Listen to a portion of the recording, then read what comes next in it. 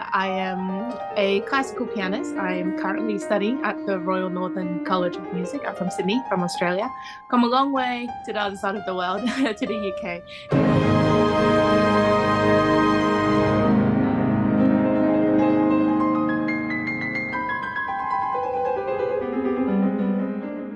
I suppose my origin story began with my neighbor because my neighbor at the time, I was 5 years old, and she played both the oboe and the piano. And those were the two instruments that I picked up. I would listen to her practice every day through the walls, and I thought I really wanted to play those instruments as well. And I begged and begged my parents, but they thought that perhaps I was just going through a toddler phase. And after 2 years of insistent begging, my parents caved in, and they first finally bought me my piano when I was 7 years old. I loved learning. That's what it was. I absorbed things from my teachers very quickly. And even as a toddler, I was really in love with the piano because it was such a limitless instrument. When I was 9 years old, I said to my mom, I want to become a concert pianist. My idols of the time were Lang Lang. I knew some of the East Asian pianists, Hindi Lee and Yu Zhou Wang, but I didn't know very much about Western pianists. And I thought I wanted to be like them, to be on stage. And I thought it was extremely cool to give concerts to large audiences. And I was a little bit of an attention seeker as a child. I think all musicians kind of have to be. When I was 9 years old, that the very first year I started doing Eisteddfod, it was just one of these local music festivals, and I had a memory lapse. I went on and I forgot how to begin the piece, and I sat there and I looked at the adjudicator, and I felt this awful embarrassment creeping in. But the adjudicator, they smiled at me. They gave me the sheet music and said, take a deep breath, calm yourself. This will always be a core memory. And I gathered myself. This is 9-year-old me freaking out on stage. And I started again. I just played the entire piece with the score in front of me. It went smoothly once I had the score. And afterwards, I came third place. And my memory lapse was never even mentioned in my adjudication report. And I felt like that gave me a lot of confidence, even though I will always remember that episode because it was one of the first music festivals I have ever done.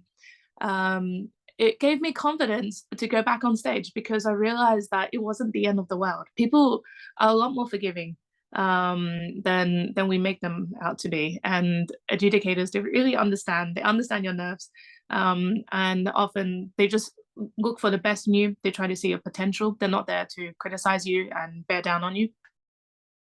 When I was 15 years old, I was participating in the concerto section of Sydney Eisteddfod, and on the panel was one of the tutors I really, really wanted to study with one day, Professor Clem Zaleski. He currently teaches at the Sydney Conservatorium of Music. And I really, really wanted to impress him. But that day, I think the pressure spilled over and I had a big memory lapse. My accompanist got extremely lost, and I just totally screwed up the performance. And I felt like I did irreversible damage to my career because I embarrassed myself in front of the tutor I wanted to study with in the future. It felt like the world crumbled on me in that moment, and I quit. I quit the piano for 3 years because I couldn't handle the embarrassment and I was afraid, and I felt that the world has shut its doors on me. I've come, full circle after that. When I returned to the piano when I was 18 years old and slowly rediscovered it, I actually ended up studying with Professor Clem Zaleski at the Sydney Conservatorium for a year. Those, I think, harder lessons cost me 3 years. 3 years that I sort of suffered in fear and I was afraid to touch the piano. And I felt like I didn't need to go through these 3 years if only I knew that it wasn't as scary as I thought it was. And I felt that many young people today also go through a lot of similar issues, and they go through an immense amount of pressure and anxiety. And often the wrong lessons can be learned. I've come across many students themselves who have approached me and said, how do you do what you do? How are you not terrified? And so I started to think about how I can make a difference to the next generation, and how I can try and prevent other young people from going through what I went through. I thought that I needed to start this where it mattered, and that's when I reached out to Senia Stedford, and I offered to speak to the young people and give them a masterclass. Connecting directly with the young people is where it begins and where it would matter most and make the most impact. I think young people nowadays are extremely aware of the world around them. They've been exposed to social media from a very young age, and they know the language of speaking about themselves and speaking about their own mental health.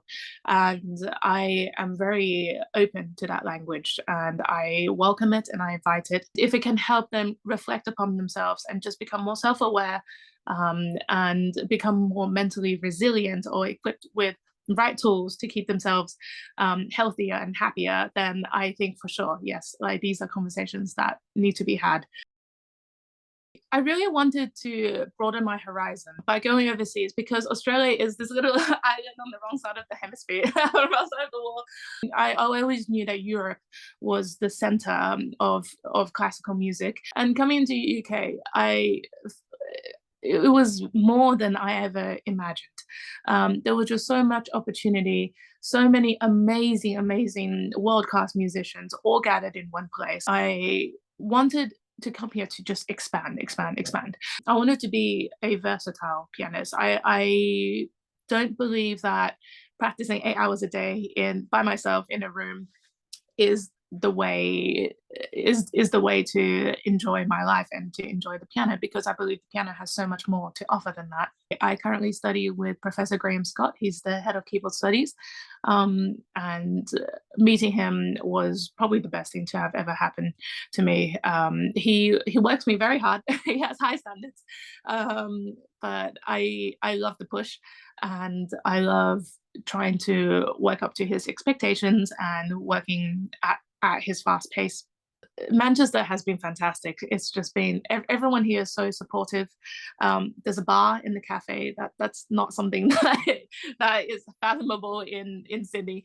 Everyone is just so relaxed and so happy to support you and help you. And there are no closed doors to me. Anything I wanted to learn, whether it be jazz or contemporary, or sitting in on violin masterclasses, everyone's just welcomed me and said, yes, you can. Why not? Very recently, I performed at the Bridgewater Hall, Beethoven's fourth piano concerto with Maestro Gurgly Madras. He was absolutely amazing. He worked very, very well with those young people. I was so inspired. Just his musical capabilities and his ability to communicate to the orchestra exactly what he wanted and multitask, and to me, and to do it all while conducting. I just thought that it was the next level of listening to music and hearing things in an orchestra of 50, 60 people. Who was slightly flat, who was slightly sharp. It was that level of hearing. A bit earlier this year, I performed Beethoven's Emperor piano concerto. So a lot of Beethoven this year, actually, as well as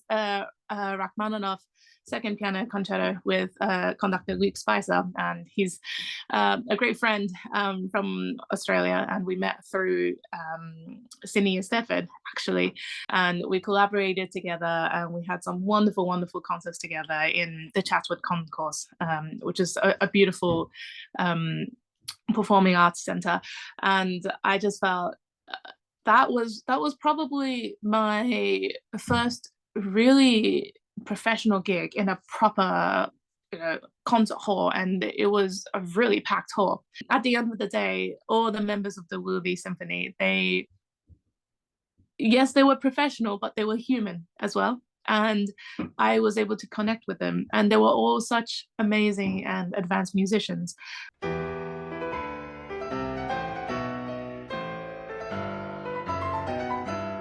When I began my studies here in the UK, Beethoven was probably my most feared composer.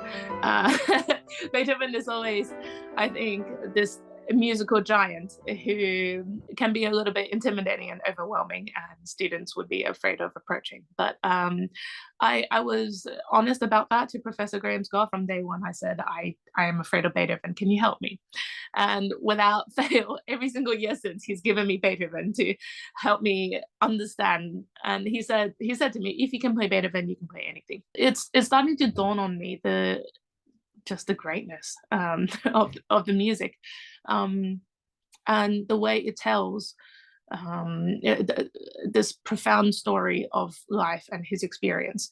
I find that each variation in that third movement, it's sort of a telling of a stage of life. You're born from the theme, and then from the first variation, you hear the mother's love for the child. From the second variation, you hear the toddler's playfulness. Then you move on to the teenage angst, and then the teenage romance, young adult romance, and then adulthood. In the fifth variation, the dutifulness of an adult. And then when the theme comes back at the end, you've kind of gone full circle. You die the same place that you're born. The music goes back to the silence, from the silence it is born. And I just find that it just blows my mind that Beethoven can write something like that. And it's been incredibly profound and poetic. And I've been sharing it with audiences, and they've absolutely loved going on that journey as well with me. I've been extremely open about what to play. What I would like to play, just as a suggestion, is some Australian music. I would love to try and represent more Australian composers outside of Australia, because I've been here, I've been giving concerts, and I've been sneaking in a few bits and pieces of Australian composer and Australian music, just to give the UK audiences here a taste of how good Australian music can be. For me, especially as female and Australian, there's a lot of female and Australian composers who people don't know of. And some are still living, and I'm in contact with them. I'm in touch with them by email. And I said, I want to program your music. And then, I feel like they deserve some time in the spotlight, because I think Australian composers are well performed within Australia, but outside of Australia, not many people actually know who they are. So that's just another one of my my little goals.